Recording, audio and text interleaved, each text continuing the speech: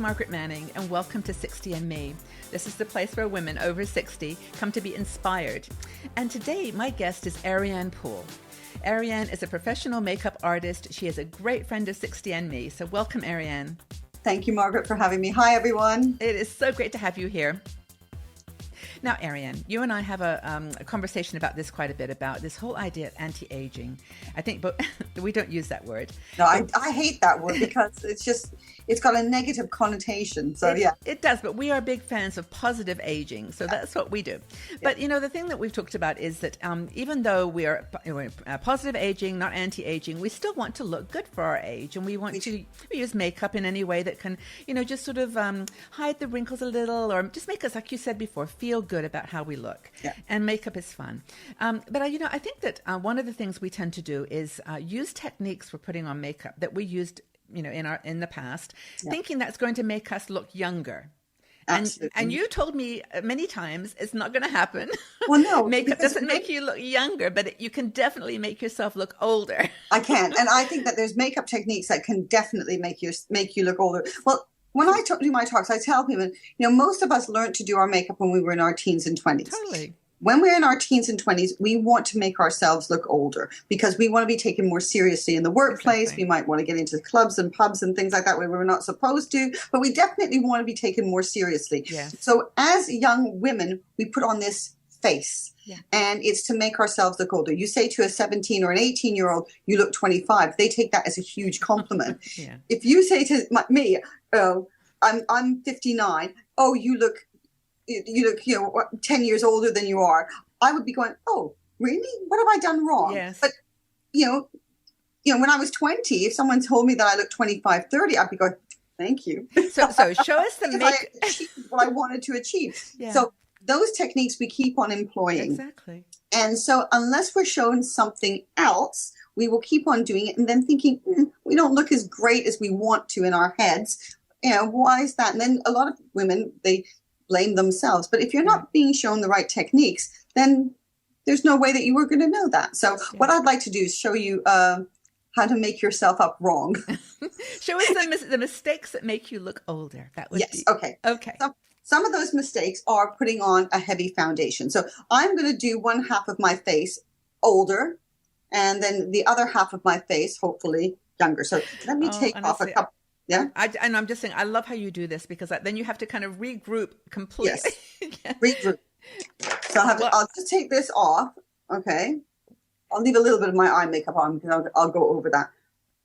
So no, I know this makeup, I know this foundations thing though, we have talked about, and I have a tendency to do it myself even. Yeah. And now I use your foundation. I really, what is it called? And I always forget the name of it. The Ultimate Face Tint. Yeah. It's really fantastic. Yeah. But I mean, I'm not just saying that.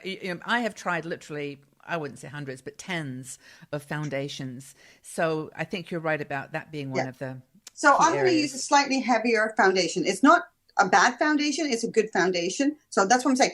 Just because it's a great product, it may not necessarily be great for somebody that is a little bit older. So I'm going to use this one here. And you can see it's quite a bit thicker. Thicker, yes. Wow. Okay, and that's what we used to use when we were younger. And we did it because we wanted to look older. It kind of makes you look like a mask. It's kind of like a persona, isn't it? Yeah. And this is the right color for my skin. I've chosen it looks good light, quality product. I haven't gone for nasty products. I've gone for really, and I'm not going to say who they all are because, you know, it's not here to diss anybody's brand, but I've gone for something that's heavier that I know will be too heavy for my skin. So I'm putting that on. And I'm gonna. Yeah, you can see immediately that it just looks very. It looks very artistic in some ways. I mean, you could say if you looked at it just as a piece of art, but it's not natural. No, exactly. And then I'm going to just quickly reach for. I'm going to just reach for some powder. Hold on, because normally I wouldn't put powder on either, but. And I have learned this the hard way with powder as well. So so I'm going to put powder on, and I'm going to just do it. You know, I'm not going. You notice I'm not doing it. Piling it on. So I'm not exaggerating. I'm doing it how I see women do their things. So then I'm going to put powder on. Okay. You know, a lot of the makeup videos I've watched on YouTube as well do this. You know, I've actually watched this with younger, well, again, like you say, younger women are trying to look a little bit more mature and older. Maybe that's it. There's not a lot of No, there's not a people lot for doing our older age group. skin. And some of the ones for our age group, they still assume that we're going to wear this kind of heavy Yes, kind of coverage. yes. And then I'm going to use a heavier concealer as well. Now, this is my concealer, but I normally use this to cover my redness, not for underneath my eyes. But a lot of people do. So I got hair in my mouth. No, I've been doing that all day. It's static in the air today, I think. So I'm going to pop that underneath my eyes. And again, I think this is too heavy, to be honest with you. This is from your palette. And this is a really this is my concealer product, yeah, palette, which I love because I use it for hiding my my redness and everything, and I can use this on its own and it looks great. But now I'm using it with other products. Now I'm purposely not doing my brows because a lot of times what I see is women, they don't do their eyebrows, so make sure that that is all well and truly off. So no eyebrows, and I'll just fix the little. They just forget the eyebrows, so they put too much foundation, and they just okay. And they skip the eyebrows, yeah. And then they use a matte eyeshadow. Because if you read in the magazines, anybody over 40 should be wearing a matte eyeshadow. Mm-hmm. That's actually not true. Matte is really dry, dehydrating, and isn't great. We can use a little bit of shimmer. I'm not saying frost, because frost looks hideous on everybody. But, okay, I'm going to put a dark... I've got the sun coming through in my window here. Oh, that you're lucky. Yeah. I've got grayness. Just a second, let me just shut the window because it's bright. You've got grey in England, have you? Yeah, we've got lots of grey. That's better. No, it's funny how the weather is just so changeable these days. At 1 minute it's cloudy, the next minute it's here. That's better. So now I put on a matte taupey kind of eyeshadow, which, you know, in some instances, this could be really, really nice. And then people either skip doing the eyeliner, or they do the eyeliner, and I'm not exaggerating, right down to the edge. Yeah. You sometimes try too hard, don't you? That's the thing. I mean, sometimes just being natural is... Yeah. So this is going... Do you see the difference in my two eyes? Oh, my goodness, yeah, absolutely. And that's because I've just followed it down like that. Because when we put on eyeshadow, when we were younger, we can do this really easily. When we do it when we're older, this motion here makes us look like we have droopy eyes, which we really don't want to have. Now I'm going to choose a blush. Now, sometimes women don't even wear the blush, but I'm going to go, because I would feel really naked without the blush, but I'm going to choose a blush color. And because people are afraid that they're going to have those sort of vivid rosy cheeks, they go for something really neutral. So they go for like a taupey color. Again, this is one of my ones, and this is great on another skin, on someone who's a bit younger. But as we get a little bit older, this is a bit too bland. So I'm going to pop that on, and I'm going to put it on where people tend to put their blush. Too high. Too high. So they use a color which is receding their cheekbone. So by putting it up there, they're pushing that cheekbone in. So, okay. So that's putting it there. This is making me look jowly here. And then last but not least. This would have been a great Halloween costume you could have worn, half and half. Then they choose a beigey color for the lips, because they don't want to have something that's too bright. Gosh, your gels, I mean, you really can see the difference. Oh, I know. Yeah, you're doing exactly what you said you were going to do, the mistakes that people make.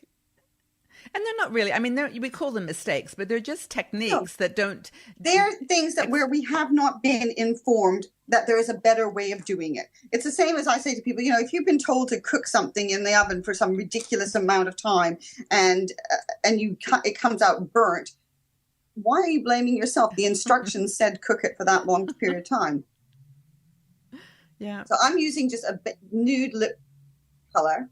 Which, as you say, might look really beautiful on a younger person. I did someone's makeup the other day. I did it for a wedding. Yes. And I used this kind of nude with a nude gloss over the top and a smoky eye. Oh, it looked fabulous. Yes, yes. So, yeah.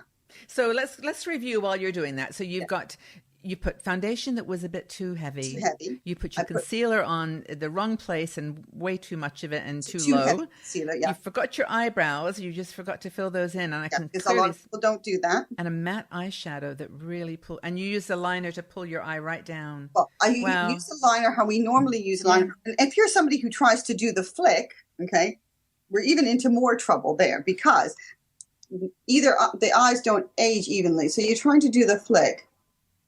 Actually, that's not too bad. I did it quite well there. You're so good at it. You cannot make a mistake. I did that really well. But even then, you can still see it doesn't look so great. I think it looks nice, actually. I think you have to I shouldn't have done it so well. Darn. But look. And then the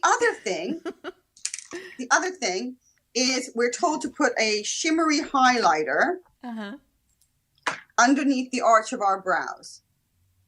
Oh, yes. Forgot the shimmer. Oh, my goodness. I know. I've seen that on so many people. And what that does is it brings this brow bone forward and sinks our eyes back. As we get older, our eyes naturally sink back. Yeah. It is just the way we're made up. But you can see this half.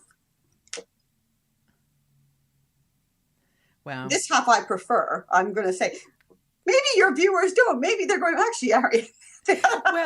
well, I think no. Actually, no. I'm glad you just smiled too, because when you put a lot of foundation on, you really those crease lines, those crow's feet really show.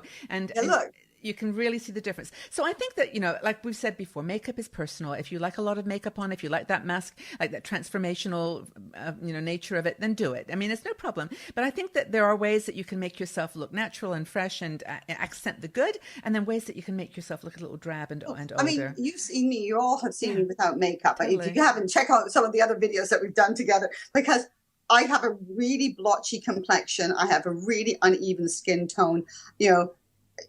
This is, this is a little bit, but you can see how that, my cheekbone up here, this looks jowly here. Yeah, no, it really makes a big difference. Yeah. Well, thank you for that. Thank you for completely wrecking your beautiful makeup to show us that. But I hope that's helpful to people, because some people are put off of doing makeup because they've seen people, that go a little bit over the top and they want to just look more natural. And I think that some of the products that you have are fantastic. Well, I'm saying there's lots of great products out there. It has to do with your application techniques a lot of the time and your choices. When you're a little bit older, we need to have things that are pigment rich, but lighter weight. So that's what we need to have. Fantastic. Thank you so much. I hope you found that useful, everyone. And if you've got any comments, leave it in the section below. We'll have a conversation. But thanks so much, Ariane. That was super helpful. Thank you. No, I now know what to do. Cheers. Thanks a lot, my love. Bye-bye. If you enjoyed this video, please subscribe to our 60andMe YouTube channel and also visit our website. We are a strong and dynamic community of women over 60.